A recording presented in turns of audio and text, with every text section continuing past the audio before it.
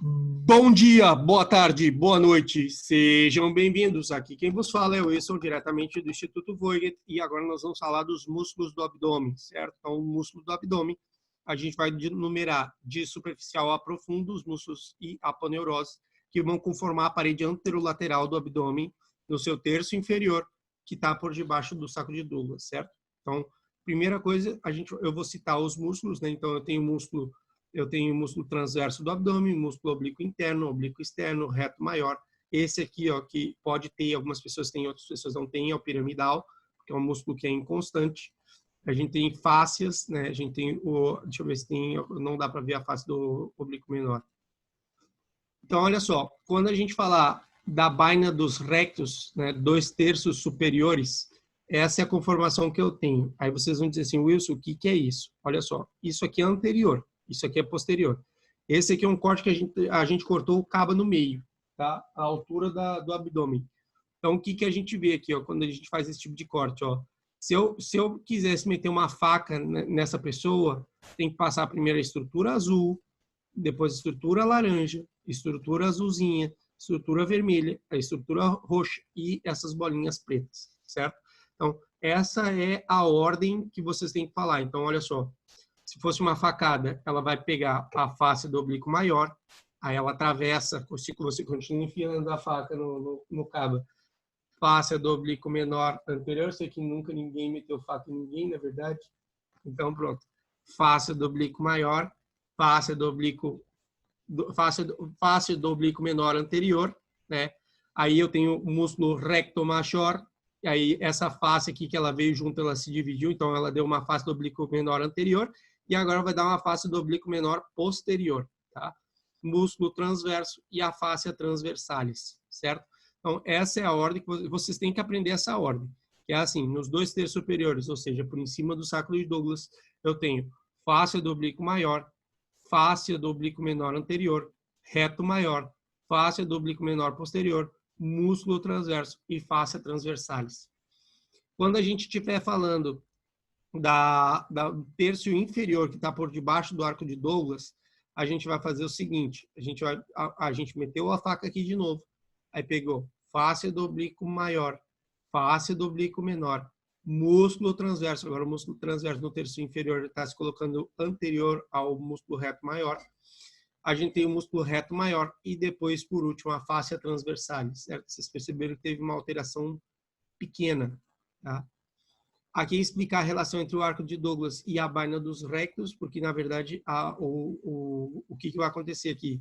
O arco de Douglas ele vai ser formado com o ligamento de Hasselbalch. Vocês vão ver mais na frente, tá? Então, aqui é o ligamento de Hasselbalch, ou seja, por isso que a gente fala 2/3 superiores e terço inferior, porque ele tem essa diferença, tá?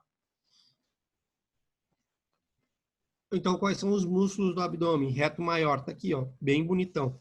O que a gente tem no reto maior? A gente já sabe que a inserção inicial dele é quinto, sexto, sétimo, cartílagos costales e apêndice xifoide, tá? Apêndice xifoide.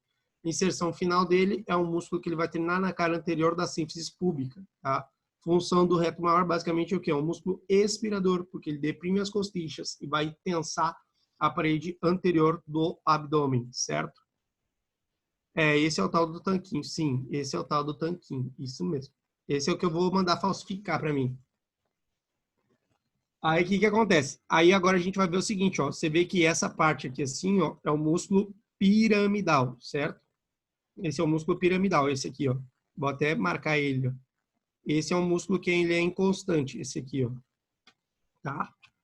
Aí, o que acontece? Então, a inserção inicial, ele começa na cara anterior do pubis e símfisis, e a inserção final dele é o borde lateral da linha média, tá? Da linha média não, perdão, da linha alba. Aqui tá linha branca, mas pode ser linha alba, tá? Linha alba, linha branca, é tudo a mesma coisa.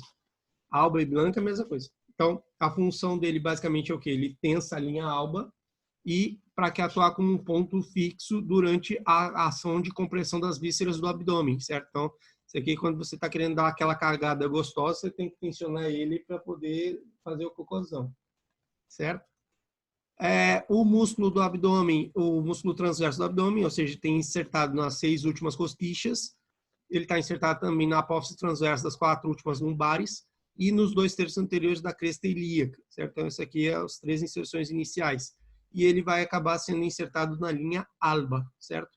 A ação dele, uma vez que ele está na ação dele, vai comprimir o abdômen, gerar uma pressão positiva, que vai ajudar a expiração, micção, defecação e no parto, certo? Músculo oblíquo menor, também chamado de oblíquo interno, ele tem a inserção inicial dele na apófise transversa das últimas 5 lumbares, ele tem a inserção na cresta ilíaca, ele está no terço externo do arco femoral, e a inserção final dele, 4 últimos cartílagos costales, na linha alba interna e no tendão conjunto. A ação desse músculo é ser expirador e levar a pelvis hacia arriba e hacia adelante. Tá? Ele também gera uma pressão positiva, ou seja, todos os músculos que gerarem pressão negativa se ajudam a defecar, a urinar, trabalho de parto e demais.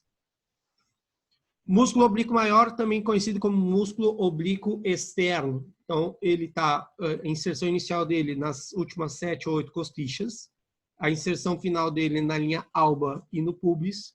A ação, ele vai gerar uma pressão positiva, ou seja, ele é um músculo que é expirador, e ele vai dirigir a pelvis hacia arriba e hacia dentro, certo? Pronto. E aqui nós terminamos com os músculos. Se vocês perceberam, a maior parte dos músculos do abdômen, como eles estão posicionados por debaixo do músculo diafragma, o que acontece? Eles, na sua maioria, eles são expiradores. Porque o músculo inspirador por excelência é o diafragma. Então, todos os músculos que estão por debaixo do diafragma são expiradores, certo? Pronto, maravilha. Sim, falamos. Pode ser o próximo assunto, inclusive, depois que eu terminar essa sequência aqui. Certo? Então, pronto. Ficamos por aqui. Eu vou